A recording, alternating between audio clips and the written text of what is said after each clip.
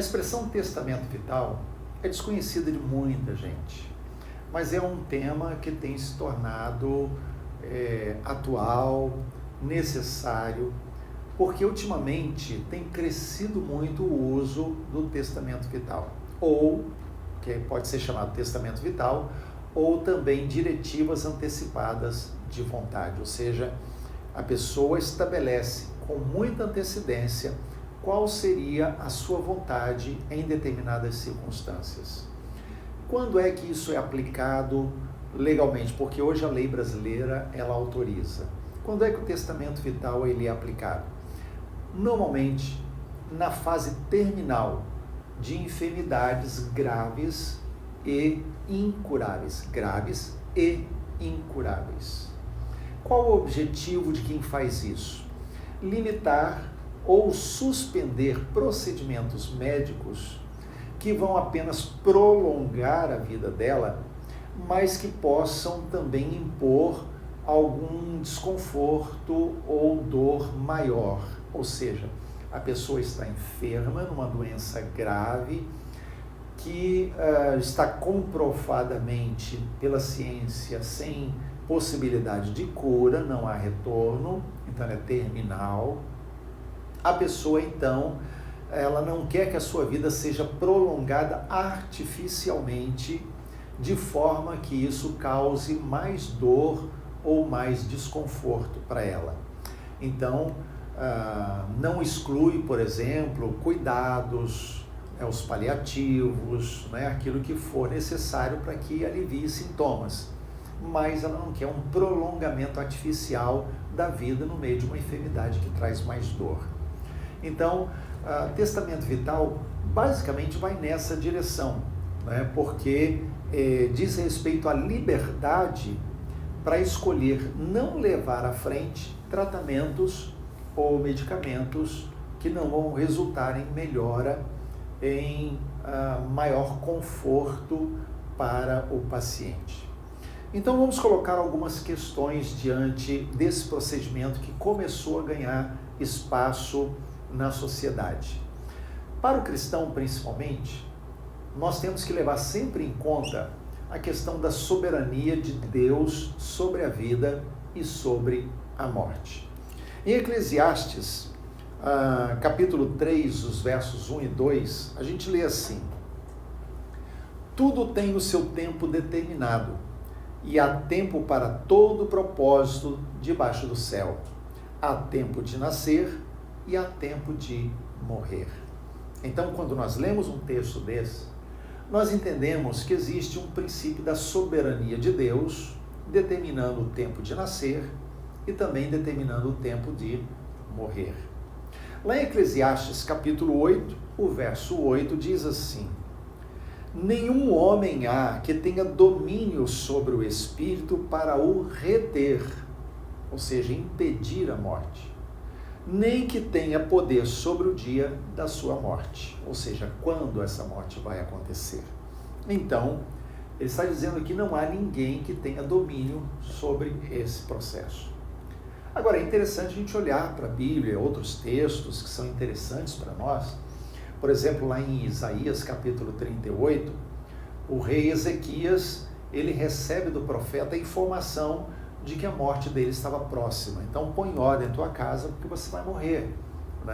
Então, o texto bíblico nos diz, Ezequias, ele se vira para a parede, ele está deitado, ele está no seu leito, ele está com uma enfermidade de morte, e ele se vira então para o canto, ele chora, e ele clama ao Senhor por misericórdia, para que Deus lhe poupe a vida. E o Senhor responde, manda o profeta voltar lá e dizer para ele que o Senhor estava dando para ele mais 15 anos à sua existência. Então, aqui esse acontecimento da vida de Ezequias traz duas coisas importantes para a gente pensar. Em primeiro lugar, Deus tem o poder. Então, Deus manda o profeta dizer que havia um limite de vida para Ezequias e que ele ia morrer. Mas depois Deus mesmo soberanamente acrescenta a ele um tempo de vida, ou seja, é Deus que tem o poder de prolongar a vida, ou de curar, ou de simplesmente estabelecer qual o dia em que a pessoa vai morrer. A segunda coisa que também o texto nos faz pensar é sobre a dificuldade que as pessoas têm para lidar com a morte, né? Revela que, por exemplo, nós não fomos criados para morrer. A nossa essência não contém isso. Deus criou o homem para a vida eterna. Então, quando temos que lidar com a morte, nós temos dificuldade. Por mais preparado que esteja para aquele momento, é difícil para qualquer pessoa viver aquele instante da morte, né? E essa questão do testamento vital, então, nos coloca diante dessa questão de encarar o fato de que chegou a hora da morte e temos que escolher como vamos enfrentar esse tempo, como vamos enfrentar esse derradeiro inimigo, como a Bíblia diz, né? Se vamos deixar Deus cuidar desse tempo final e termos um final digno. Aqui nós temos que levantar algumas coisas que são importantes. Cuidado. Porque há pessoas que, de repente, ouvindo isso, podem até se empolgar, vou fazer e tal, mas tome cuidado com quem faz também. Por quê? Em primeiro lugar, não recusar qualquer auxílio para manter a vida num caso em que, por exemplo, a pessoa tem uma parada cardíaca. Vamos pensar assim. Então, vamos imaginar que ela coloque no seu testamento vital que, se ela tiver uma parada cardíaca, ela não quer uma reanimação. Então, deixe-me contar uma experiência pessoal. Meu pai, aos 78, 79 anos, ele teve sempre uma briga com Deus. Ele lutava contra Deus, ele se fechou contra Deus. Mas, quando ele estava chegando aos 79 anos, ele começou a ter um problema de enfermidade. Ele foi internado, ele ficou um tempo internado, e enquanto estava no hospital, ele teve uma parada cardíaca. Uma parada cardiorrespiratória. E quando aquilo aconteceu, ele teve que ser reanimado. Depois de ser reanimado, quando ele começou a melhorar, então ele foi desafiado, minha irmã estava junto dele e começou a desafiá-lo a entregar a vida a Jesus. E ele que lutou a vida inteira contra Deus, naquele momento entregou a vida a Jesus. E ele ainda viveu mais 3 meses, depois veio a falecer de outra coisa, de outro problema, né? Mas nesses 3 meses, ele deu sinais evidentes de que, de fato, ele tinha entregue a vida a Jesus e as atitudes dele tinham sido transformadas pelo novo nascimento. Então, o que eu quero falar com isso? Que muitas vezes uma pessoa dizer assim, olha, se eu tiver uma parada cardiorrespiratória numa cirurgia, num procedimento médico, eu não quero que reanime, pode tirar da pessoa um privilégio de uma bênção, de um milagre que ela não sabia que Deus tinha preparado para ela. Principalmente se disser respeito à salvação. A segunda coisa, o segundo cuidado, é que, de repente, um testamento vital possa ser apenas a expressão de um momento de depressão. Uma pessoa em depressão ou depressiva, né, num tempo de angústia, pode expressar num testamento vital um desejo que em outro momento da sua vida ela pudesse pensar de forma diferente. Agora, para o cristão, há outros fatores a serem observados, né? A questão da manifestação do poder de Deus que soberanamente pode curar, né? Por exemplo, o leproso no tempo de Jesus, né, a lepra, ou como chamamos hoje a hanseníase, é uma enfermidade sem cura.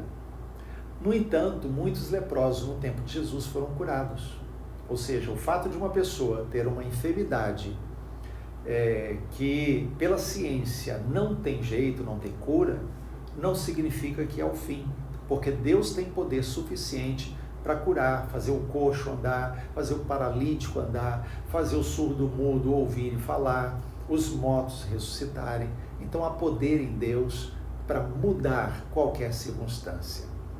Alguns problemas sérios que a gente tem que considerar é que um testamento vital aberto, como o Conselho Federal de Medicina estabelece, aberto quer dizer muito livre, muito ampla a sua aplicação. Então, pode dar margem a que pessoas desesperançadas e sem Deus abram mão da própria vida ou da possibilidade da extensão da vida, porque creem, acreditam cegamente na ciência, mas não conseguem acreditar em Deus. Então, a palavra final, eu sempre falo isso, a ciência precisa ser respeitada, mas a palavra final não é da ciência, a palavra final é de Deus. Então, a quem vai caber a última palavra para dizer que chegou o momento final da vida, o momento de morrer? A quem vai caber essa palavra? Quando um testamento vital ele é redigido, a pessoa, por acaso, ela vai estar sensível ao Espírito Santo, ela vai estar ouvindo o Espírito Santo para fazer isso, ela vai saber discernir o que é bom, o que é mal, o que realmente vem da parte de Deus, ela vai conseguir discernir o que vem amanhã, o que Deus reservou para ela depois. Como é que ela vai decidir que nada mais é possível ser feito? A história de Lázaro, por exemplo, não é uma história da carochinha, não é um conto de fadas. Lázaro foi ressuscitado depois de 4 dias sepultado. Deus fez isso, Jesus fez isso, porque Ele tem poder para reverter qualquer situação. Então, eu também coloco questão para o outro lado, né? E levanto uma questão, né? Eu ouso levantar também uma outra questão. A ortotanásia, como também é chamado no testamento vital, como procedimento que deixa a vida seguir o seu curso, ele não seria, em última instância, também o reconhecimento de que Deus é Senhor da vida e é Ele que decide os momentos de morrer? Não é a ciência, não são as máquinas. Então, quando uma pessoa decide deixar a vida seguir o seu curso, sem usar termos, ou melhor, sem deixar que métodos artificiais prolonguem a sua vida e até com dor, ela não está deixando que Deus decida se o tempo final chegou ou não. Para o cristão, existe uma certeza: Deus é Senhor da vida e Deus é Senhor da morte. Se Deus quiser curar, Deus não depende de métodos científicos, de remédios, de máquinas, de equipamentos. Deus não precisa de hospital, Deus não precisa de nada. Deus pode curar você em qualquer momento. Segunda coisa é que mesmo que a morte chegue, Deus é aquele que ressuscita mortos. Outra coisa é deixar a vida seguir o seu curso não contradiz princípios bíblicos. Então você pode decidir confiar em Deus, como um testamento vital pode ser constado, mas também você lançar mão dos recursos da medicina. Você também não vai contradizer os princípios de Deus, porque quando Deus estabelecer que o tempo chegou, o tempo chegou. Mas precisamos estabelecer sempre: ninguém tem o direito de tirar a vida. Então, ortotanásia não é tirar a vida de alguém, não é apressar a morte de alguém, né? Ninguém tem o direito de tirar a vida de ninguém. Ninguém também tem o direito de não lutar pela vida. Então, lutar pela vida faz parte da constituição humana, porque é o bem mais precioso que nós temos depois de Jesus. Então, nós precisamos ter isso em mente. Se a vida é o bem maior, tudo deve ser feito para preservá-la. E nada pode ser feito para tirá-la.